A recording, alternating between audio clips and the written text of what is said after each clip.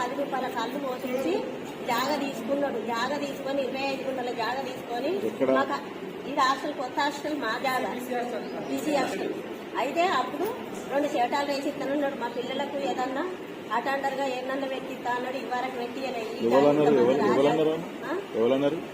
సరికాని అన్నాడు. సార్ కూడా ఉన్నాడు. అడుగుంది వీళ్ళంతా మేము మంద డబ్బా పట్టినాం సార్. అప్పుడు మేము ఇయ్యమని మంద డబ్బా పట్టే తీసుకున్నారు. మాకు ఇవ్వరకు ఏమి ఇయ్యలేదు. మేము ఎండకుంటున్నాం, ఎక్కడోళ్ళం అక్కడ కొట్లాడుకుంటాం. మేము ఇల్లు ఉంటాం. ఎవరికైతే రాలేదని కూడా మీ ఇందిరమ్మ కమిటీలు వేసిన వాస్తవం. ఇందిరమ్మ కమిటీలతో పాటు ఎంపీడీఓ ఊళ్ళో సెక్రటరీ తోటి లింక్ పెట్టుకున్నారు తప్ప ఇందిరమ్మ కమిటీలతో సెలక్షన్ చేయలేదు. ఇది మీరు గుర్తుపెట్టుకుని పేమెంట్ ఇష్యూలో మాట్లాడుతున్నారు. నీ డ్రైవర్ నరేష్ కి ఇయ్యలేదని. నరేష్ కి ఏ విధంగా ఇయ్యలేదో, నరేష్ వాళ్ళ బాబుకో బిల్డింగ్ ఉంది.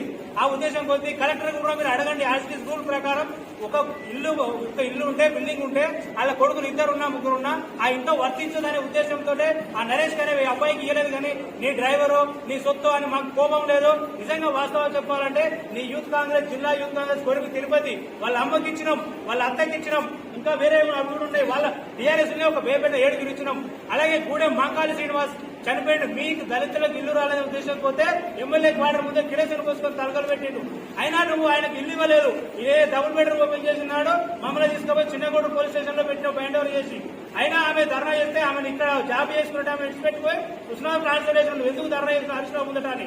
ఇది కూడా నీకు తెలియకపోతే డబుల్ బెడ్రూమ్ ఇవ్వలేదన్న అక్కస్ తోటి ఇదంతా చేస్తుంటారు కదా. ఎందుకు ఇవ్వలేదు ఆమెకి? అలాగే ఏళ్ల పరిశ్రమలు కూడా ఇచ్చినాం మేము.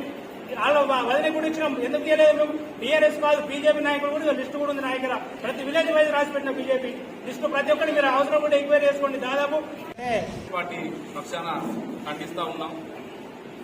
ప్రభుత్వం ప్రతిష్టాత్మకంగా తీసుకున్న ఇందిరమ్మ ఇండ్ల పంపిణీ కార్యక్రమం ఒక గొప్ప కార్యక్రమం.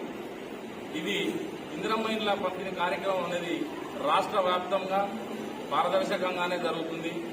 బెజ్జంకి మండలంలో ఏ గ్రామంలో చూసుకున్నా కూడా పారదర్శకంగానే జరిగింది.